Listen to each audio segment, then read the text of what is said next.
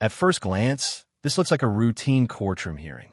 The judge confirms the paperwork, the defendant answers questions, and the legal process moves forward. But sometimes the smallest moments in court tell you a lot about what's happening beneath the surface. The defendant here, Chardonnay Lockhart, is facing an attempted arson charge. That's a serious accusation, something that could easily lead to jail time. But even in these first few seconds, you can see how tense the moment is. Something about the way she answers, the hesitation, the corrections. It already feels like there's more to this story than just a criminal charge. Okay. All right. This Are moment you might seem proceeding? small, but legally it's huge. The judge catches a mistake in the paperwork. The charge was written as a state jail felony, but because it's an attempt, it should actually be a Class A misdemeanor. That difference matters. A felony could mean years in jail and permanent consequences for the rest of someone's life. A misdemeanor still carries penalties, but it's a completely different level of punishment. This is exactly why judges carefully review every document in court. One line on a piece of paper can literally change someone's As a future. state jail. It should have been changed. The first paragraph specifically should list it as a class A. All right. So you all need to redo this piece of paperwork. Sure. And I would suggest that you use the felony paperwork. Here's the moment that changes everything. The plea. The judge carefully explains the rights she's giving up. The right to a jury trial, the right to confront witnesses, the right to remain silent. These are some of the most important protections in the justice system. And when she says yes, those rights disappear for this case. The court now moves straight towards Questions are happening. I appreciate it. I hate to correct you. That's no. Here's the thing. I always tell people, Sounds good. make sure that if I'm saying something that's incorrect, to let me know. Now the Okay? judge starts digging deeper into what actually happened. According to the police report, the fire may have started because she was trying to dry a blanket. That detail raises a lot of questions. Why was she in that situation? Why were her belongings in a field? Was she homeless? You can tell the judge is trying to understand the bigger picture here. Not just the crime, but the circumstances behind it. Crossing out, it was the felony, the discussion about the felony, Mhm. in possession of a firearm. And I thought I caught everything else. I think I changed everything to a bunch. Yeah, we Okay. erased all of the stuff about the firearm possession because that doesn't apply because it's not a felony. Okay, let me carefully read through the paperwork. Just give me a moment to make sure that everything is the way it should be. As arson as a Class A misdemeanor, the range of punishment for that offense is up to $4,000 fine and up And to a then year the in a Brevard County. courtroom learns something that changes the entire tone of the hearing, that she's pregnant. Suddenly, this case isn't just about one person anymore. There's now a future child involved. Judges often take circumstances like this into account when deciding what kind of sentence will actually help someone rebuild To their life. cross-examine and confront any witnesses the state would call in the right to remain The silent. defense attorney reveals another critical factor: mental health. According to the defense, she wasn't rational at the time of the incident, but she's now on medication and improving. That could explain why the situation escalated into something as dangerous as starting a fire.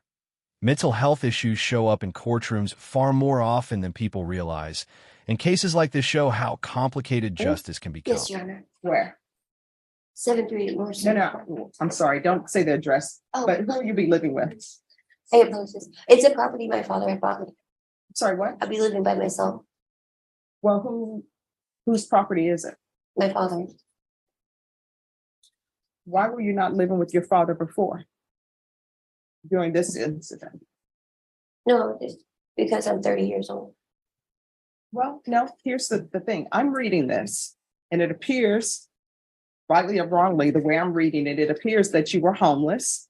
It says that you started this fire because you were trying to dry a blanket. So I'm wondering why you were not living. Well, no, that's what they say you told them. It's in the police report. So I'm trying to figure out, why were you homeless and why would your father let you live with him now? Judge, if I can just have a second.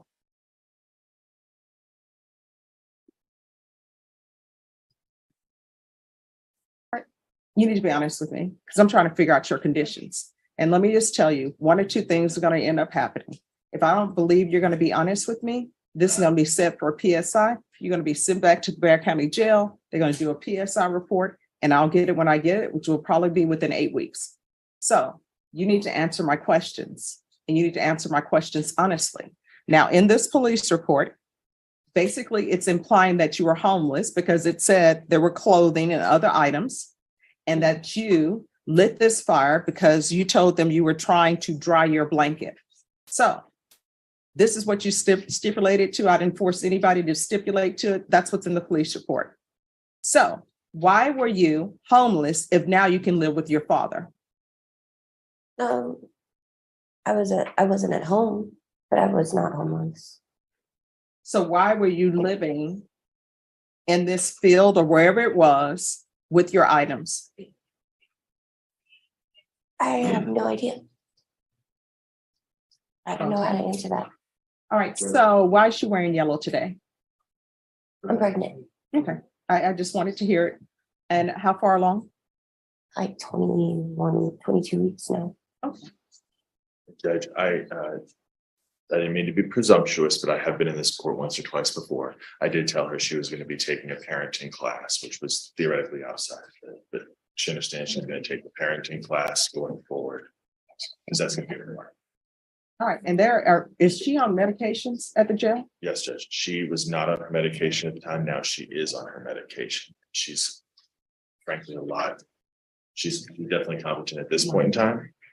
At the time, she was not being rational, but at this time, she is going to be successful going forward. There is a part about the mental MIC caseload and her being interviewed for that. I believe that would be necessary. And she understands that being med compliant is going to be a part of that as well. All right, do you have any other children? Yes, I do. How many? 2. And where are they? Out of town with my family. And what are their ages? 11. They're both 11, twins? Mhm. That's either yes or no. Yes. All right, this is what, is there anything else from either side? Do you know if she's receiving SSI now? I don't know. All right, I'm going to sentence you to 2 years deferred adjudication. I'm going to want felony drug court referral. They should be able to do it because it's 2 years. And I'm going to want a MIC evaluation. Those are to take place while in custody. And then I'm going to want a referral. If she's not approved to MIC, I want a referral to Center for Healthcare Services, parenting classes. Take in consideration County Court Cause number 634806. 80 hours of community service restitution. Once she completes parenting, that will be satisfied. Regular reporting by Zoom or in person. Regular UAs. And I'm going to want a TAP evaluation in custody as well. If TAP recommends inpatient treatment, we'll start her with intensive outpatient treatment. And I'm going to want field visits 1 time per month until further notice. Probation will do proof of employment within 30 days of release, or proof of SSI within 30 days. There's to be no employment as a home health care provider or with minors. And I'm sorry, instead of the regular UA's probation, I'm going to want the UA hotline with testing at least once a week.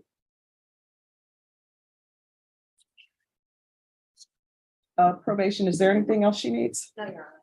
Is there anything else you need from the court to be successful? No, Your Honor. Counsel, do you think there's anything else your client needs? There's nothing else she needs, Judge. We asked the evaluations be done when she's out of custody. All right, that will be denied. I'm going to show you what's entitled Trial Court Certification of Defendant's Rights to Appeal. Did you review that with your attorney? Did you understand it and did you sign it?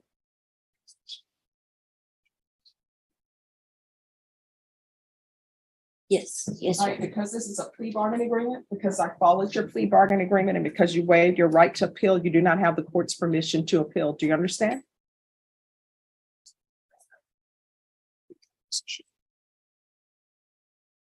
Right, yes, Your Honor. All right, we can go off the record. Was she not approved for mental health court?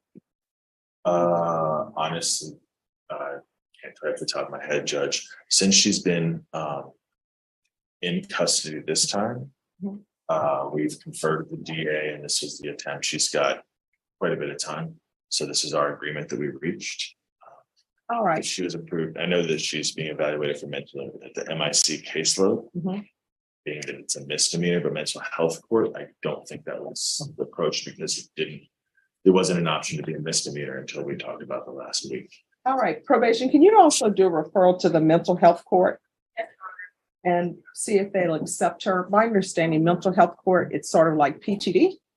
So if they accept her and she completes it, then this will be as though it never happened. So counsel, if they accept her in PTD and you all want to come back and ask for a motion for a new trial or withdraw her plea, Yes. then the court will consider that.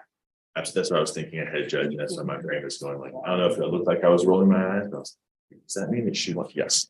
Okay. All I'll right, explain that. so, Thank LaShawn, you. if you can, you're welcome. LaShawn, if you can make sure she's referred to mental health court and tell them that even though she's entered a plea here, if they're willing to accept her, defense is going to file a motion for new trial and the court will grant it. All right, thank you. You're welcome. Have a great day. Thank you. And I'll explain in a second what she's doing and it's really helping her out. But All right, and they'll put you back in the box so probation can speak with you, okay? Yes, ma'am. All right.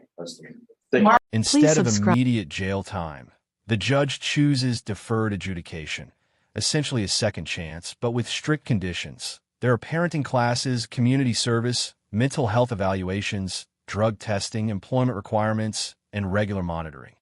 This kind of sentence is designed to hold someone accountable while also giving them the opportunity to change their life. Clip 8. But the final twist is actually one of the most interesting parts of the hearing. The judge suggests referring her to mental health court.